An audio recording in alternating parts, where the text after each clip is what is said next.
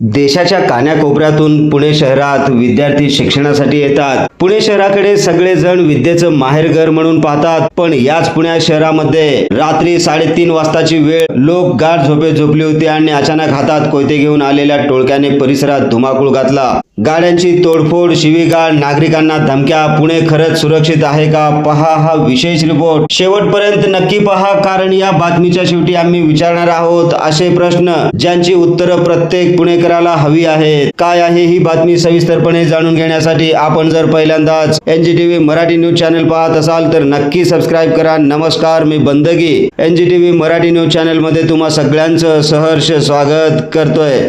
आपण पाहत आहात महाराष्ट्राचा बुलंद आवाज एनजीटीव्ही मराठी न्यूज। पुण्यात पुन्हा एकदा कथित कोयता गँगची दहशत चर्चेत आलेली आहे। मिळालेल्या माहितीनुसार 17 जुलै रोजी पहाटे सुमारे 3:30 सुमारास म्हणजे 3:30च्या सुमारास केशवनगर परिसरात काही जणांनी हातात कोयते घेऊन वाहनांची तोडफोड केल्याचा आरोप देखील करण्यात आला। या घटनेमुळे परिसरात भीतीचे वातावरण निर्माण झाल्याचे स्थानिक नागरिक सांगत आहेत। यापूर्वी देखील पुण्यातील विविध भागांमध्ये अशाच प्रकारच्या घटना घडल्याची नोंद आहे।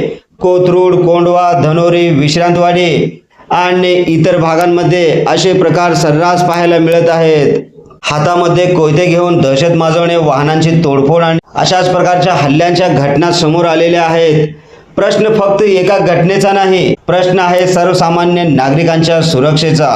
रात्री कामावर जाणारे कर्मचारी, ड्युटी संपवून घरी जाणाऱ्या महिला, विद्यार्थी, रिक्षा चालक, डिलिव्हरी बॉय यांच्या मनात आता एकच प्रश्न निर्माण होत आहे, रात्री घराबाहेर पडणं खरंच सुरक्षित आहे का? स्थानिक नागरिकांचा आरोप आहे की काही भागांमध्ये रात्री टोळक्यांची दहशत वाढलेली असून शिवीगाळ, धमक्या आणि वाहनांची तोडफोड अशा घटना वारंवार घडत आहेत।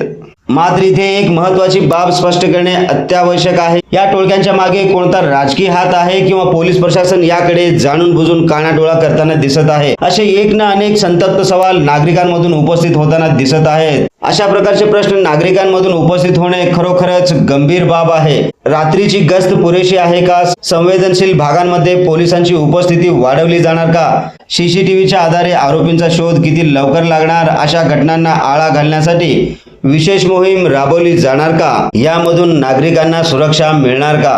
पुण्याची ओळख विद्येचं माहेरघर म्हणून आपण पाहतो। IT हब, उद्योग नगरी, देशभरातून विद्यार्थी या पुणे शहराकडे येतात। अशा शहरात जर रात्री नागरिकांमध्ये भीतीचं वातावरण निर्माण होत असेल तर ही केवळ गुन्हेगारीची घटना राहत नाही, तर ती कायदा आणि सुव्यवस्थेसमोरील गंभीर आव्हान म्हणून उभे राहते। पुण्यात वाढणाऱ्या अशा घटनांवर कठोर कारवाई व्हायला हवी का? रात्रीच्या गस्तीत वाढ व्हायला पाहिजे का? कोयता गँगचा कायमस्वरूपी बंदोबस्त करण्यासाठी आणखीन कठोर पावले उचलण्याची गरज आहे का? तुमचं मत आम्हाला कमेंट बॉक्स मध्ये नक्की सांगा। अशाच निर्भीड आणि सडेतोड बातम्यांसाठी पाहत रहा महाराष्ट्राचा बुलंद आवाज एनजीटीव्ही मराठी न्यूज।